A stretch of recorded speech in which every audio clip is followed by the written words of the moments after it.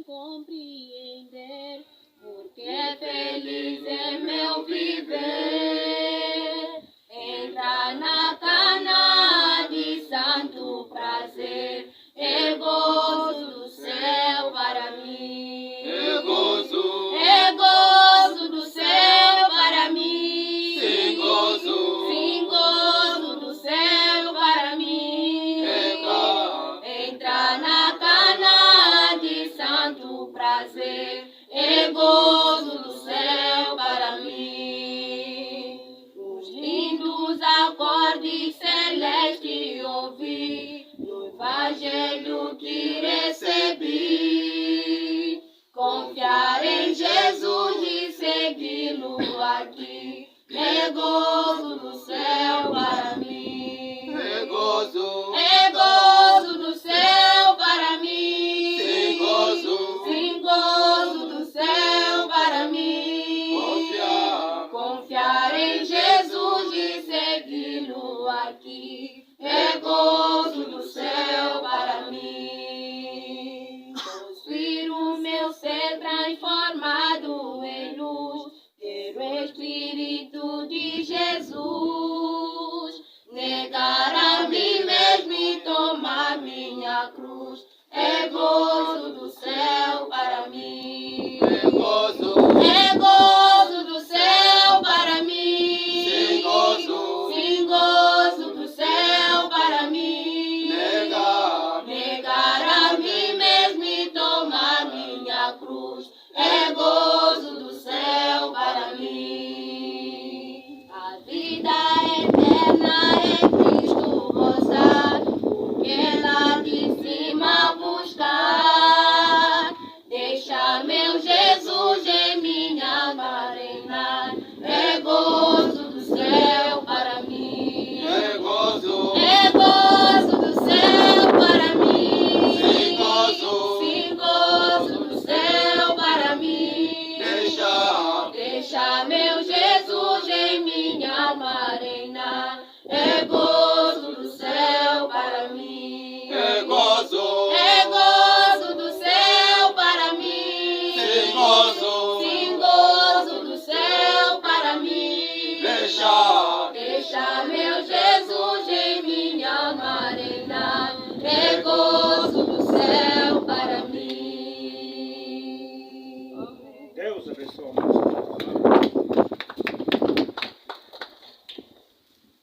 Que a bendita paz do Senhor Jesus Cristo esteja com cada um de vós, meus preciosos irmãos, preciosas irmãs. Que Deus possa vos abençoar. Amados irmãos, nestes versículos eu vou pegar 6 pontos. Rogo-vos, pois, irmãos, pela compaixão de Deus, que apresentei o vosso corpo em sacrifício vivo, santo e agradável a Deus, que é o vosso culto racional. 2. E não vos conformeis com este mundo, mas transformai-vos pela renovação do vosso entendimento, para que experimenteis qual seja boa, agradável e perfeita vontade de Deus. Porque pela graça que me é dada, digo a cada um dentre vós, que não saiba mais do que convém saber, mas que saiba com temperança, conforme a medida da fé que Deus repartiu a cada um. Amém? Amém. Esta palavra, ela é muito boa e agradável para os ouvintes da palavra do Senhor. Primeiro, nesses 2 versículos, é os 2 versículos que nós vamos rolar todo o culto. Amém? Parece 2 versículos simples, mas estes versículos têm a ver com toda a vida de um cristão chamado para fora das coisas da carne. no versículo 1, diz que apresentei os vossos corpos em sacrifício vivo. Não é assim? Apresentei-vos como um sacrifício, o vosso corpo em sacrifício vivo, santo e agradável a Deus, que é o vosso culto racional. Agora, o crente deve ter compaixão, ou deve ter paixão sincera por agradar a Deus. O crente deve ter paixão sincera por agradar a Deus, no amor, na devoção, no louvor, na santificação e no servir. Estamos vendo? Agora, 2 pontos deste versículo. Primeiro ponto: nosso maior desejo deve ser uma vida de santidade. Estamos vendo? Deve ser o nosso maior desejo. Deve ser uma vida de santidade. E sermos aceitos por Deus, para isso precisamos separar-nos do mundo e aproximar-nos cada vez mais a Deus. Estamos vendo? Nós devemos nos aproximar a Ele. Devemos viver para Deus, adorar e obedecer-lhe. Pôr-nos ao pecado, opor-nos ao pecado e apegar-nos à justiça e resistir e repudiar o mal. Ser generoso com o próximo na prática de boas obras. Imitar a Cristo, segui-lo e servir, andar na direção do Espírito Santo e ser cheio dele. Estamos vendo? Só o versículo 1 compõe toda essa história na vida do cristão. Nós precisamos nos apegar a Deus e vivermos na santidade. E no segundo ponto deste versículo 1, devemos apresentar a Deus nosso corpo como morto ao pecado e como templo do Espírito Santo. Nós vamos encontrar em 1 Coríntios, ou Atos 12, 4, 40, salvar-vos desta geração perversa. É o que diz o apóstolo Paulo. Então, nós precisamos nos apegar a ele. Então, nesses 2 pontos, quando alguém é transformado, para isto acontecer na vida de um cristão, precisa uma transformação. Então, diz ainda, o irmão Brana, numa das mensagens, ele explica, isso é o que todos queremos fazer. Não nos conformamos com este mundo, mas transformarmos pela renovação do nosso entendimento para fazer a agradável e perfeita vontade de Deus. Agora, que fomos salvos, como somos, e que fomos cheios do Espírito Santo, como fomos agora, queremos que o sentimento que houve em Cristo haja na vida e ser trazido para fazer a perfeita vontade de Deus, por transformação do Espírito de Deus na sua vida. Estão entendendo? O que é ser transformado? Ser transformado é ser mudado. A natureza que nós tínhamos para uma nova natureza. É o que a palavra do Senhor nos diz. Agora, transformar, o Mambrana explica, eu trabalhava em uma companhia de serviço público, onde tínhamos transformadores para transformar qualquer coisa, não é assim? Eu disse, ser transformado é ser mudado e feito algo diferente. Vocês já perceberam onde os sapos nascem? O sapo, quando nasce, ele passa por uma transformação. Ora, ele parece um bagre, de repente com cauda, e mais tarde muda a sua natureza, volta a ser sapo. É um cristão. Nós também, o que aconteceu conosco? Passamos na vida pecaminosa. Éramos levados com ventos sem água, com as nuvens sem água. E aceitávamos qualquer coisa. Mas logo que Cristo nos salvou, nos transformou, nós tornamos uma nova criatura. Estão na igreja? No versículo 2.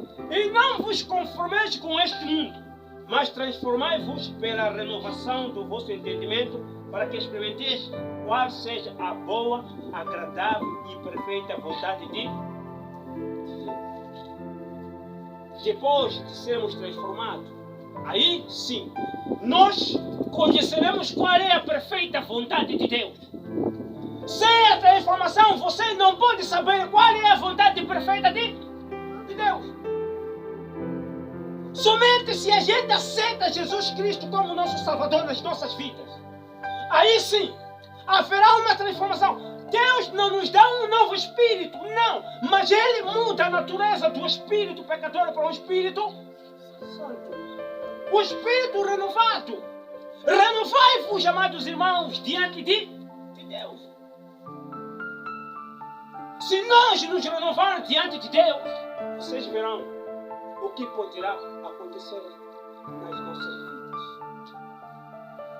Estão entendendo? Somente a palavra que pode nos transformar. Não é pastor que pode transformar. Não é a direção da igreja que pode transformar. Muito menos o nosso profeta William Branham não pode nos transformar. Mas a palavra, que é o Espírito Santo em cada um de nós, ele pode transformar cada pecador. Render o seu espírito. Precisamos render o nosso espírito diante de Deus. Quando rendermos o nosso espírito diante de Deus, então a graça de Deus vai se manifestar em cada um de nós. Estamos vendo? Agora escute. No versículo 2, eu guardei 4 pontos. Estamos juntos? Neste versículo 2, guardei 4 pontos. O primeiro ponto é: devemos reconhecer que o presente sistema deste mundo, devemos reconhecer que o presente sistema deste mundo, onde nós estamos vivendo, é mau. Primeiro ponto: nós como cristãos genuínos, salvos pelo sangue do Senhor Jesus Cristo, batizados pelo Espírito Santo, precisamos reconhecer que o sistema do mundo é mau. O sistema do mundo não veio para agradar ninguém. É a razão que o mundo está cheio de corruptos. Está cheio das pessoas que fazem maldade para enriquecer na base da vida de uma outra pessoa. Algumas pessoas, para enriquecer, fazem de tudo. Eles não reparam a graça de Deus. Eles podem matar, podem fazer tudo o que quiserem, porque eles querem enriquecer. Não esperaram o tempo de Deus. Então o mundo é mau, todo o sistema. Por isso que quando diz, queremos a mudança de governos, aonde? Todo governo que vai entrar e continua com o mesmo sistema. Isso é um sistema. Porque sem esse sistema eles não têm como desenvolver segundo os pensamentos deles. Cada um que entra tem que fazer a sua parte. Porque o outro fez, então ele também tem que fazer a sua parte. Só o governo de Deus é que pode fazer tudo pela justiça. Estamos vendo? Por isso que diz que bem-aventurado a nação cujo Senhor é seu. Aí está. Está vendo? Este é o primeiro ponto. O segundo ponto: devemos resistir às formas prevalecentes e populares do proceder deste mundo. Muita gente, mesmo as igrejas, querem ser populosas, não é? Muitos querem ser famosos. Nós temos que nos afastar disso. Nós temos que prevalecer desse sistema todo. Estamos juntos? Porque é isto que rodeia a igreja. Escuta. Nós temos que prevalecer do popular, dos procedores deste mundo. E, em lugar disso, proclamar as verdades eternas e os padrões justos da palavra de Deus por amor a Cristo. Em vez de lutarmos para sermos famosos, lutemos para proclamar a palavra de Deus. Em vez de lutarmos para ser melhor que o outro pastor ou que outro irmão, mas lutemos para proclamar o Evangelho de Deus. Nos afastamos para nos vermos quem é melhor que o outro. Quer dizer, queremos que os nossos nomes fiquem na boca do povo. a falar o bem de nós. Em vez de nós, esse tempo todo, que nós lutamos para ser melhores, lutamos para proclamar o Evangelho, Cristo. Se nos levássemos mais tempo, em vez de sermos populares, mas esse tempo que nós estamos tentando ser popular, divulgar a palavra de Deus, estamos vendo? Mas somente os transformados, somente aqueles que foram renovados no Espírito, poderão fazer isto. Estamos vendo? Poderão fazer isto. Agora, Cristo nos enviou para pregar o Evangelho. Estamos juntos? Ele nos enviou para pregar o Evangelho. Isto você vai encontrar em 1 Coríntios 1, 17 a 24. Fomos ensinados, enviados para pregar o Evangelho.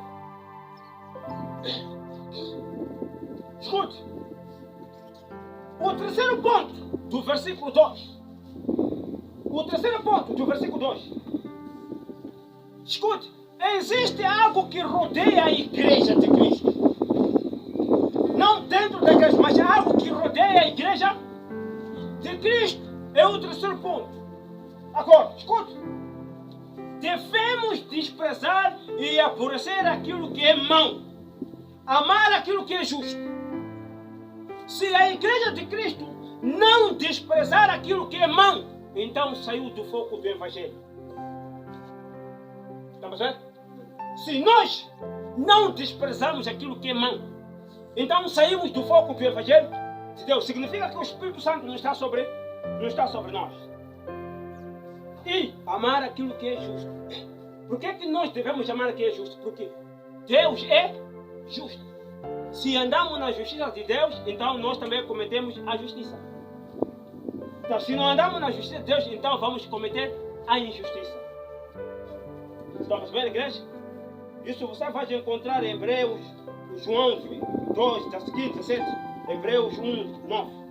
Agora, outro ponto. E não ceder aos vários tipos de mundanismo que rodeiam a igreja, tais como cobiça, egoísmo, oportunismo, conceito humanista, artifícios políticos visando ao poder, inveja, ódio, vingança, impureza, linguagem imundas, diversões ímpias, vestes imodestas e provocantes, imoralidade, drogas, bebidas alcoólicas e companhias mundanas. Isso que eu citei aqui é o que rodeia por fora a igreja de Cristo. Não está dentro, está a rodear a igreja de Cristo. Então nós, como a igreja de Cristo, devemos velar pelas nossas vidas. Vemos o que nós estamos a fazer. Quais são as companhias que nós temos? Será que somos egoístas? Será que somos oportunistas? Estão entendendo? Será que nós somos oportunistas ou não? Mas pela transformação através do Espírito Santo, então todos nós somos salvos, não é assim? Todos nós somos salvos. Então devemos ter cuidado. O que nós fazemos, o que nós falamos, quando andamos, o que nós conversamos, o que nós pensamos. Será que está de acordo? Antes de fazermos, temos que perguntar a Deus: Senhor, será que o que eu estou para falar agora na minha boca está de acordo com a sua palavra? É lícito que eu me expresse assim? Se nós temos tempo de consultar a Deus antes de agir, amados irmãos, tudo será fácil. Por quê? Porque Davi, antes de ir para a guerra, ele primeiro consultava a Deus se poderia ir ou não. Senhor, quando queria construir o templo de Salomão, né, de Salomão, mas quando queria, consultou a Deus: Senhor, será que posso fazer isso? E ele esperava a resposta de Deus. Mas quando Deus disse: gostei da sua vontade, sim, Davi. de construir um templo para mim. Sim. Mas não deve ser você a construir. O teu filho é que vai construir, porque você tem muito sangue. O lugar que você quer construir é um lugar sangue. Se fosse que Davi não consultou a Deus, ele poderia construir. Deus não podia habitar naquele templo. Porque foi feito por alguém que foi muito assassino, que matou muito sangue. Não é assassino por mal, mas para defender a honra de Deus. Estamos juntos? Ele não poderia construir porque matou muito. Tinha que entrar alguém que não matou. Estão entendendo, igreja? É isso. Então, vamos consultar a Deus. Estão entendendo? Esse é o terceiro ponto. O que rodeia a igreja de Cristo? Por fora. Nós somos rodeados. Quando somos rodeados, no lar, em vez de você ficar chateado com tua esposa, ora por ela. Em vez de ficar chateado com teu marido, ora por ele. Em vez de você insultar, faça uma oração.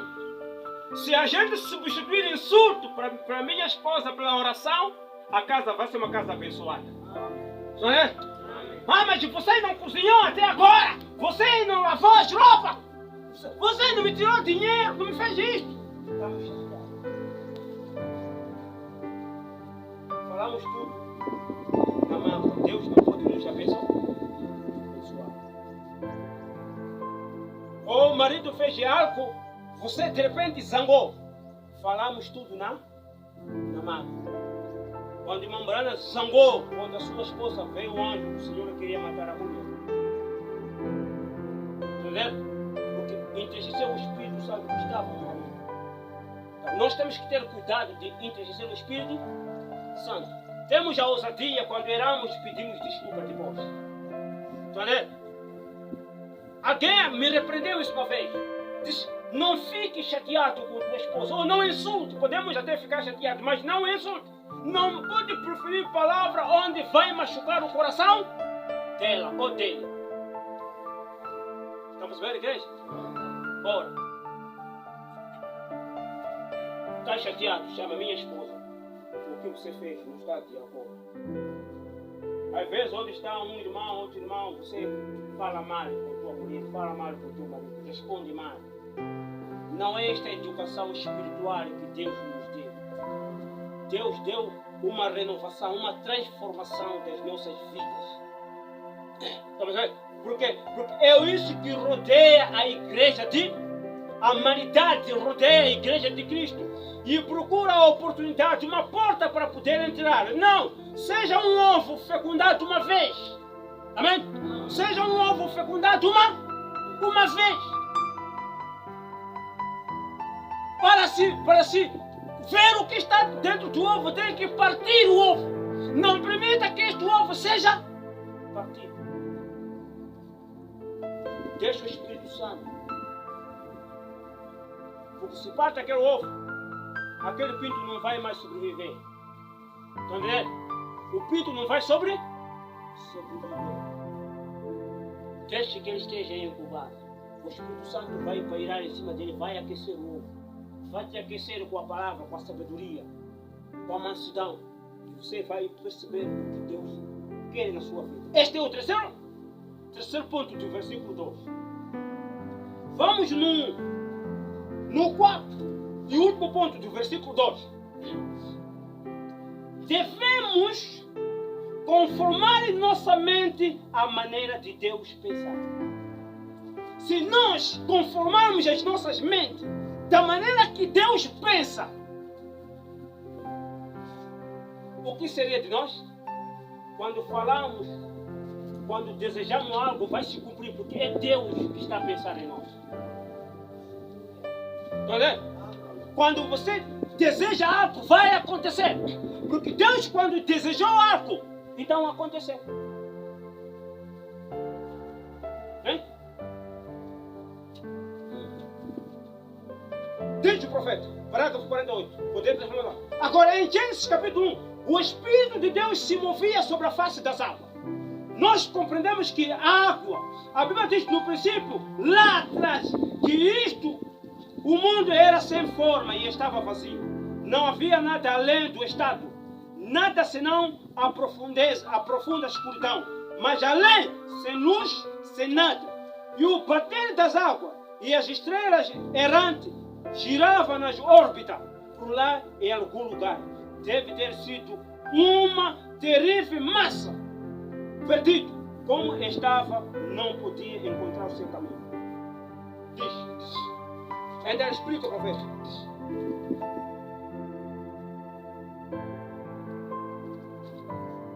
Ele explica. Isto é isso que nós tornamos, é isso que nos tornamos ao tornarmos as estrelas errantes. Longe de Deus, simplesmente sem esperança, sem Deus. Somente batendo para lá e para cá. Nas trevas, não sabendo para onde estamos indo. E Deus tomou esse grande caos de treva e transformou em um jardim de Éden. Veja, por meio de sua palavra, é assim que somos transformados pela palavra de Deus.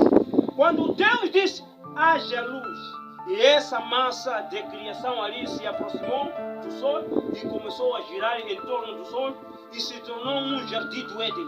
Porque obedeceu à palavra de Deus, ela fez a perfeita vontade de Deus, porque foi transformada do caos em um jardim do Éden pela palavra de Deus.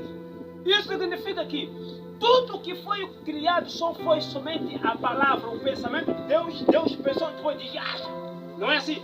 Então, se nós também termos a nossa mente, ser o pensamento de Deus, ser a mente de Deus é nós, e o pensamento de Deus é nós, assim como Deus criou o céu e a terra, o teu desejo também vai acontecer exatamente o que você planificou.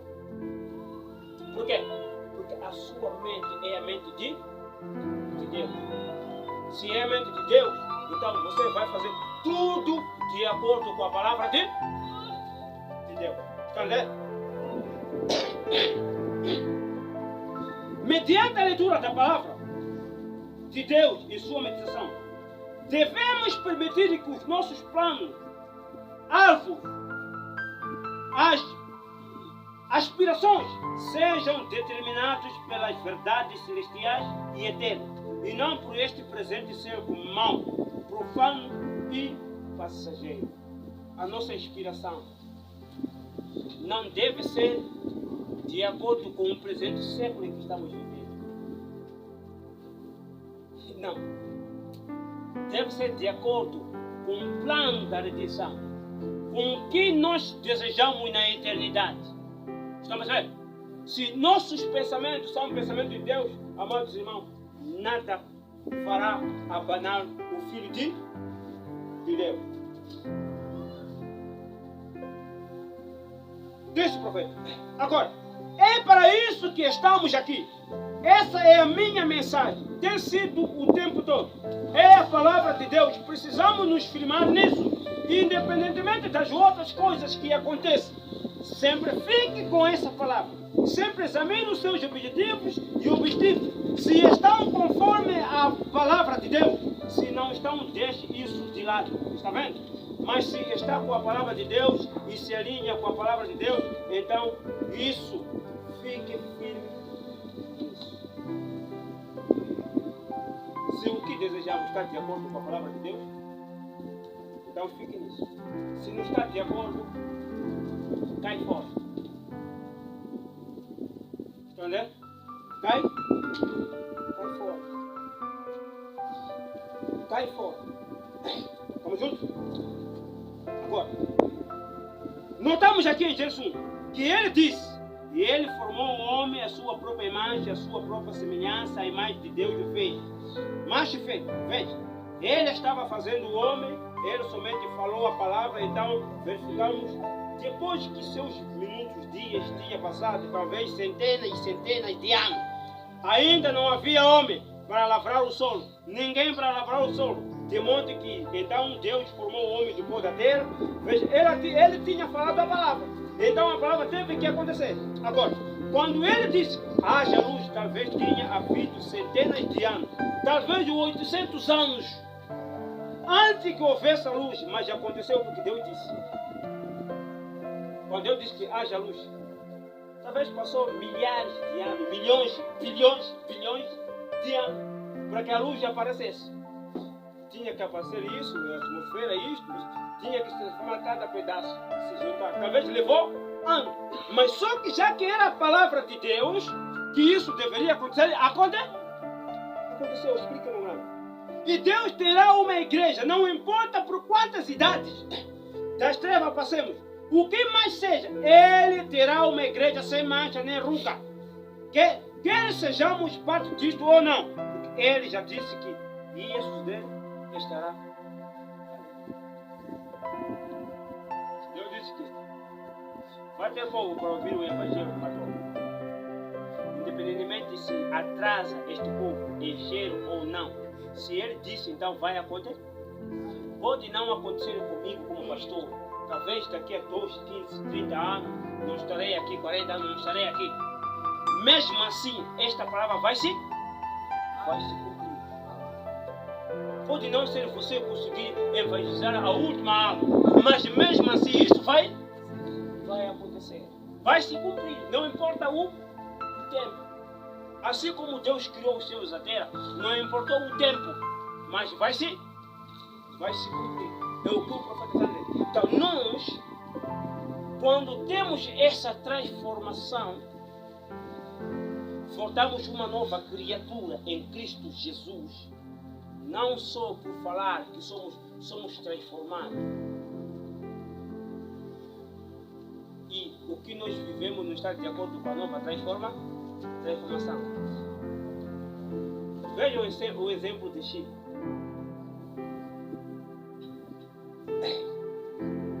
É o milho que está a crescer, não é? O grão, não é? Caule, depois saem as folhas aí, nós chamamos de inzete, minha língua. Daí aparece o próprio milho, não é? Depois a pessoa o que faz? Vai na machamba, vai colher, leva para casa. Descasca aquele milho, todo esse processo. Tudo isso o objetivo é para ter farinha. Mas de farinha o objetivo é para ter em cima, em casa. Ele leva aquele grão, vai debulhar. Daí leva os que há muito tempo faziam pilar, né? Pilava, peneirava, lavava, molhava aquilo, lavava, depois estendia. Depois de estender, o objetivo ainda não está concretizado. Leva para a moagem. Depois da moagem traz para casa. O objetivo ainda não está cumprido. O que faz? Coloca no fogo, acende fogo. É consolo, olha queimar, mas tudo, o objetivo é para tirar o quê? É para tirar chile. Quando já está na mesa, quando já está a comer, todo este processo que aconteceu era só para concretizar naquele dia estar na mesa comer chile. É o que acontece com o cristão. Passamos por toda essa transformação, tudo isso para quê? Para alcançarmos a eternidade. Sem este processo de transformação, não podemos chegar a Deus, amados irmãos. Para chegar a Deus depende disso. E nós temos que seguir a transformação. Não podemos pular, de repente o milho já está na panela a fazer cima, é impossível. Ele tem que passar por toda essa transformação para se conseguir chegar na panela e se transformar em cima e estar na mesa. Então nós também não podemos entrar na glória por caminho estorto. Deve ser exatamente como Deus determinou em cada um de nós. Amém? Nos colocamos de pé.